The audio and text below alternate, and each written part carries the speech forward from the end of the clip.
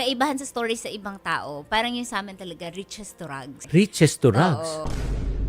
Wala, bakit sila nabibili nila to? Tapos parang bakit sa kanila madali lang yung ganitong bagay? Bakit sa amin? Bakit mahirap? Kung gusto, gagawa po ng paraan. Kung ayaw, maraming dahilan. It's not always the lack of resources. It's the lack of resourcefulness. Sabi ko, kailangan kong dagdagan yung alam ko ng something na mas mataas yung bayad at mas madaling gawin. Kailangan mo talaga mag-take ng risk. Kasi wala sa buhay na libre, wala sa buhay na makukuha mo lang ng madali. Lahat dapat paghirapan, lahat dapat Pag-aralan. pag-investan.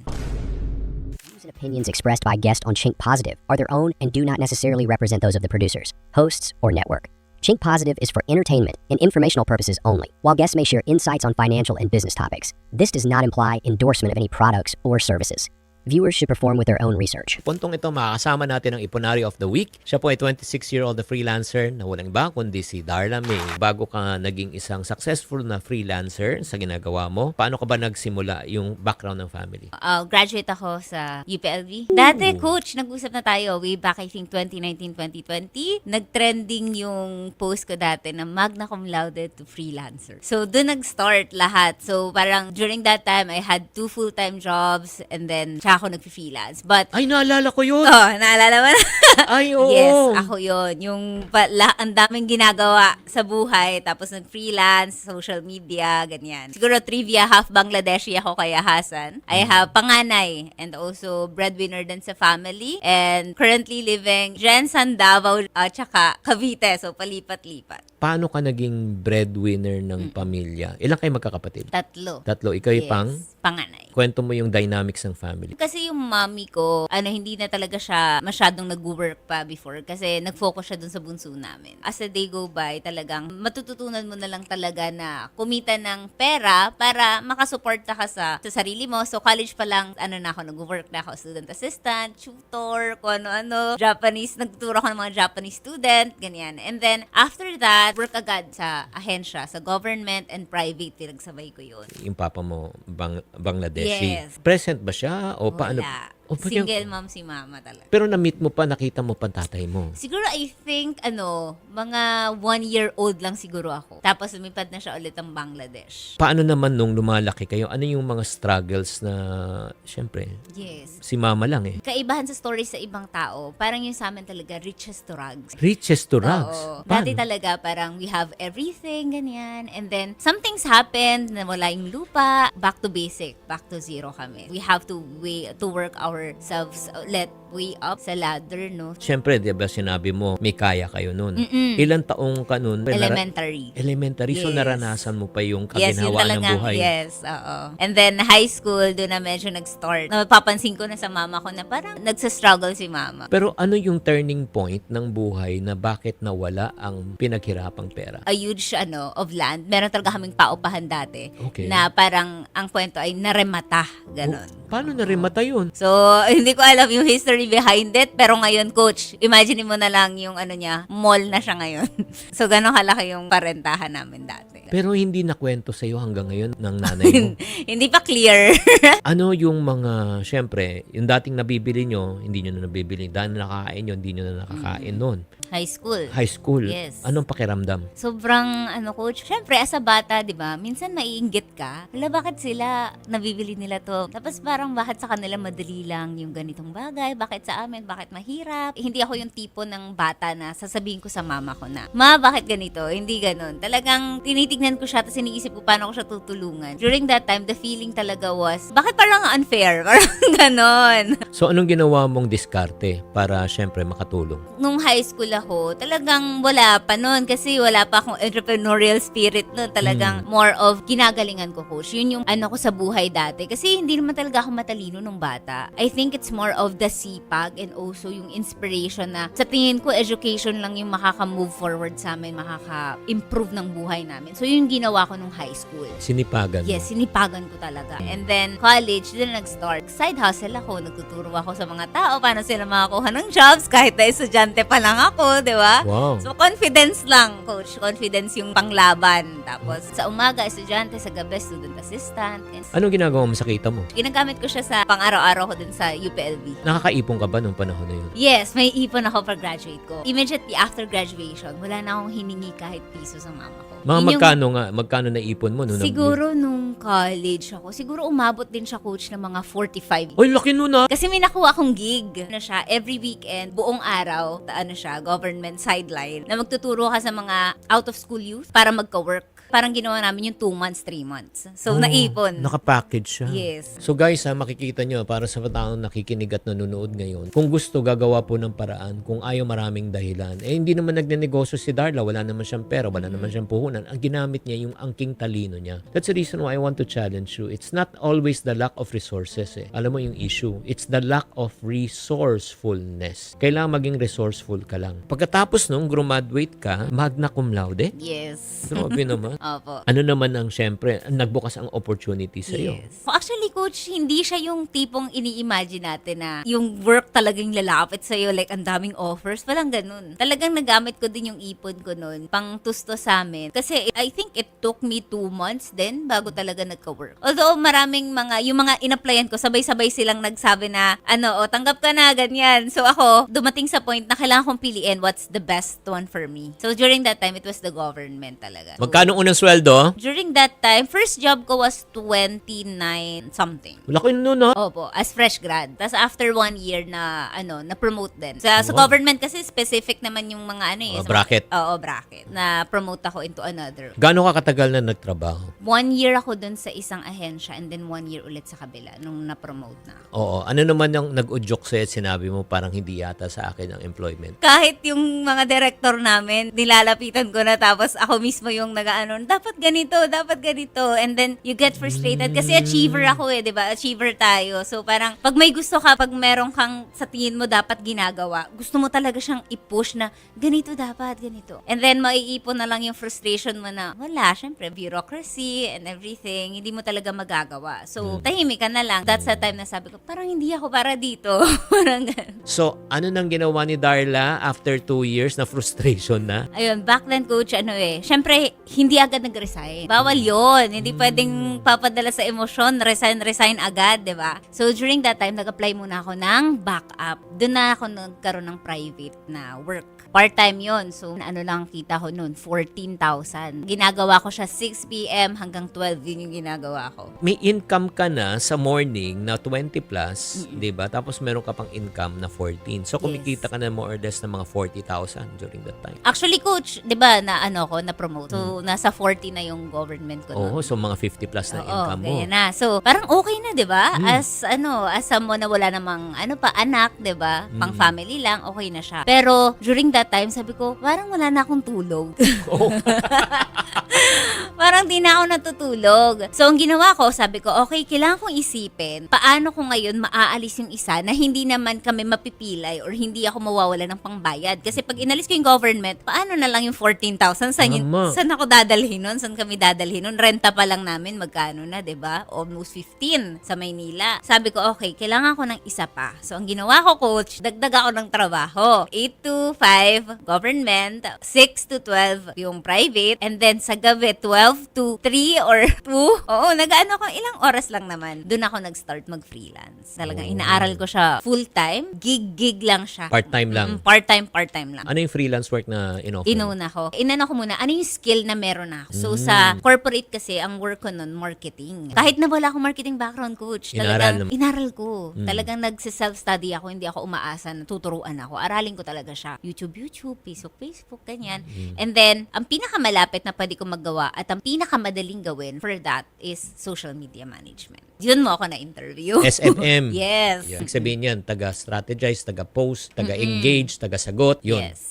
Okay, magkano na kinita mo nung nag-SMM ka? Doon ako nagulat, coach. Nung una, meron akong first client, galing siya sa isang platform. Ang inoffer ko sa kanya, website at saka social media. Hindi ko alam yung website noon. Talagang sabi Inaral ko, mo ito din. lang yung kailangan nun eh. Noon, coach, hindi ko na inaral yung website kasi hindi na kaya ng utak ko eh. Sabi ko, parang So, ang ginawa ko, in-outsource ko sa website. Na-close ko yung client na yun, coach, ng Magkano? $2,500. $2,500. One package. Isang package lang. Okay. Tapos doon ko nasabi na, Kaya. kaya pala dito. Oh. Sabi ko, may pera pala dito. Online lang. Yun na yung naging turning point ko. Nag-resign ako sa government. Yung last sahod ko, pinangbili ko ng laptop na second hand. Dating kumikita ng, syempre, 20 plus, from 20 plus na 40 plus, 40 plus to 50 plus. Nung kumikita ka ng 20 plus, pero syempre napakahirap, di ba? Parang nangarap ka na ng 50 plus. Pero nung tinamaan mo yung 50 plus, ay kaya pala. Yes. From 50 plus, syempre nangarap ka na gusto mong kumita ng 100,000. Nung tinamaan mo yung $2,500, ay, 100,000 plus to, kaya pala. Nung tinamaan mo, hindi ka na bumaba. Diba? Paakyat ka ng paakyat. There's no way but up. Nax naman. Oo, kaya nga,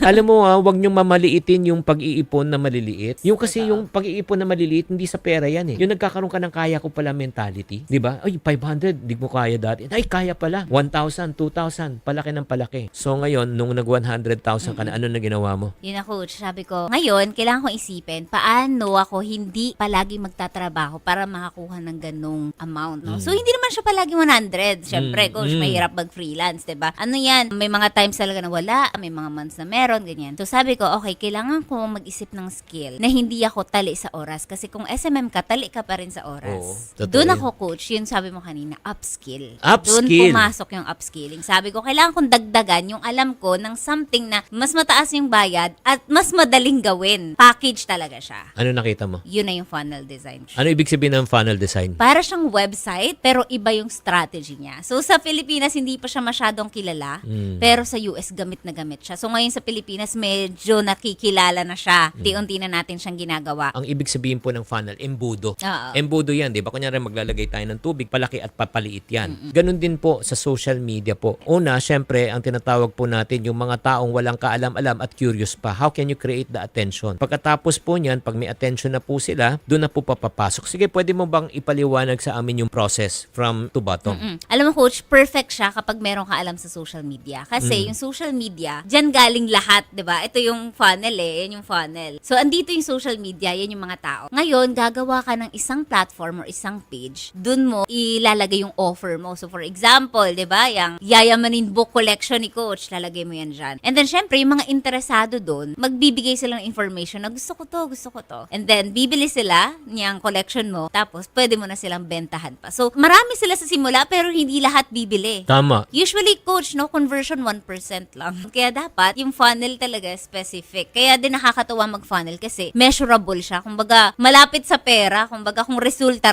talaga. Hindi katulad ng social media na mag-aantay ka mag-trend, hoping na mag-trend siya or maraming mag-like. Pero dito, specific. Lalo na pag kayo po ay nagche-checkout counter sa mga supermarket. Oo, yeah. Pag nagche-checkout kayo, may dadaanan pa kayo. Ang dami nyo pong dadaanan yung nakikita nyo. May chewing gum, may ganito. So, in other words, kina-qualify na po kayo, pinipre-qualify na kayo kung talaga kayo ang target market na. At marami pang ino-offer through the funnel. Yes. O kaya parang coach, sa McDo, for example, di ba? Oo. Pagka dating mo sa counter, bibili ka na bigla kang offeran, gusto mong burger? Gusto mo ng upgrade. fries? So, na-maximize isang customer pero ang daming nabili. Yun yung tinatawag na, kapatid, but wait, there's There's more. Yes. So paano ang kitaan muna? Kunyari, sa paggagawa ng funnel, kunyari, Okay. ganitong service, di mo na nakita mo siya. Magkano ang possible na kitain ng isang gumagawa ng funnel? Actually, coach, talaga, limitless talaga Kasi depende siya sa dami ng funnel. Pero let's say, sa isang funnel, napakasimpleng funnel na kaya mong gawin actually in one day Magkano? to 2 days. Ang minimum na pwede mong i-charge locally lang Oo. locally is 30K. May mga local kami na ganun talaga yung pricing. Yun na yung pinakamura sa Ay, yung pinakamataas. limitless yun, coach. Meron talaga kami mga package na $3K, $35 hanggang $5K. Depende talaga siya din. Ang benefit nun, pwede mong pagsabay-sabayin din yung clients. Kasi hindi ka nga tali sa oras. Basta makaya mo pa na, 3 project, biruin mo, tatlong package, sabay-sabay. Kasi ang kagandahan po dito, ang importante niyan, once you learn the process, you master the process. Yung products and services, magbabago yan. Pero yung funnel design, hindi nagbabago yan. Yan ang natutunan ko sa sales Ang process niyan of selling is this: prospecting, after prospecting, setting of appointment, presentation, closing, follow-up, diba? And building of relationship or nurturing. So, ang ibig sabihin po niyan, yan yung proseso. Nagbenta ako ng real estate, ganun din. Parang prospecting, pagkatapos niyan, tripping, pagkatapos niyan, presentation, closing, follow-up, and then nurturing, follow-up mo siya. Ganun din, nung nagbenta ako ng insurance, ganun din. Nagbabago po ang produkto at serbisyo, pero ang proseso hindi. Ganun din ba sa funnel? Yes, exactly, coach. Oo. Pero ang ginagawa, ino-automate mo siya gamit ang online. Hindi na ikaw yung gagawa ng manual na tatawag, Mm. pupunta ka dito, ganyan-ganyan. Doon, ilalagay mo siya sa online para si business owner makagawa siya ng ibang bagay. Ano naman ang balik sa kanila? Meron kaming isang client na ang charge lang namin sa kanya around $1K lang, so mga 50K. Mm-mm. Pero ang kinita niya around $30K. First offer niya yun. Doon siya nagulat. International yun. Sa local naman, meron din kami na, syempre, mura lang, 30,000. Pero as in, ang return coach, million.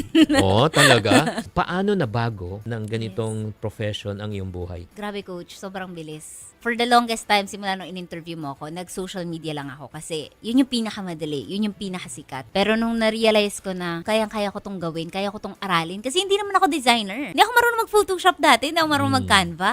And then that's the time na sabi ko, okay, mag-focus tayo. Nag-focus ako coach last year lang. May 2023, nag-build ako ng funnel agency. Nag-hire Wow. ako ng mga tao, naka-team ko. Wow. And then coach, grabe, in 1 year, nabilan ko yung mama ko ng bahay. Nito lang, kakabili ko na ng kotse. Ngayong July, Wow! diba? Meron po kaming condo sa Davao, no? May Airbnb kami doon na talagang napaka-social. La Coronde, Davao. At syempre, no, being able to provide to our family and also to, alam mo yun, coach, yung peace of mind. Yun nga yung lagi kong sinasabi eh. Sabi ko, simula nung natutunan ko lahat ng mga skills na to, nawala yung takot ko na mawawalan ako ng pera. Kasi kahit saan ako dalhin sa mundo, basta alam ko tong mga bagay na to, meron ako nitong skills na to, hindi ako magugutom. So right now, kausapin muna natin no, yung mga taong nawawalan ng pag-asa na sinasabi, housewife lang ako, wala nang Yes. ano, 'di ba? Anong gagawin ko? So kausapin mo sila. Sa totoo lang, it's normal, no? That's being human, no? To be afraid, to feel like hindi mo kaya. Pero sa totoo lang, mindset is everything, no? Just to give you this, very short kwento lang, no? 'Di ba bumili ako ng car? Dati, hindi ako makapagpa-picture dun sa kotse. Yung mga model coach sa mall. 'Di ba, syempre, parang magpapa-picture ko doon, may hiya ka sa sabihin ng mga tao na parang, hala, bakit Ambisyosa. siya nagpapa-picture? Wala namang pangbili. Oo. Ganyan. Nung nakabila akong kotse, coach, nung nakita ko yung kotse ko dun sa mall, bigod na lang pa-picture tayo. As in, diretso. Walang hiya-hiya. Sabi pa sa akin nung nagbebenta, ma'am, ito po, presyo, baka po mabili nyo siya in 3 years. Pero sa totoo, coach, Kaya ko nabili ko biling na siya cash. 3 weeks ago. Kaya Oo. parang, it's so humbling and also, no, it's a great reminder na it's all in the mind. Wala naman lahat ng tao sa paligid, they didn't know na nakabili na akong kotse, but kaya kong gawin siya. Dahil sa isip ko, hindi siya nakakahiya, dahil sa isip ko, posible siya. It's also the same with freelancing. It's also the same with any kind of job, no? Especially funnel design. Actually, coach, nagtuturo din ako ng funnel design. Marami dong mga single mom, Oh. marami dong OFW, marami dong hindi talaga marunong mag-Canva. Pero kasi, ang importante doon, coach, una, may guide ka. Diba? Katulad yan sa mga books mo, diba? May guide ka, may sinusundan ka. Tama. Second, dapat, syempre, masipag ka. If ever you're losing hope, ang isa na pwede mong gawin, think about the next step. Kailangan mo talaga mag-take ng risk. Kasi, wala sa buhay na libre, wala sa buhay na makukuha mo lang ng madali. Lahat dapat paghirapan, lahat dapat Pag-aralan. pag-investan at pag-aralan. No, the best investment na pwede mong magawa at mabili, no, more than all of these things sa katawan mo, more than bahay, kaalaman at skills. Kaya sabi ko talaga, freelancing, ito yung pinakamababa yung investment mo, coach. 'Di ba? Pag magsisimula kang business, ang dami mong Nako. bibilhin. Oo. Dito bili ka lang ng laptop, tig 25,000. Mm-mm. Tapos, mag-aral ka lang, bigyan mo ang sarili mo ng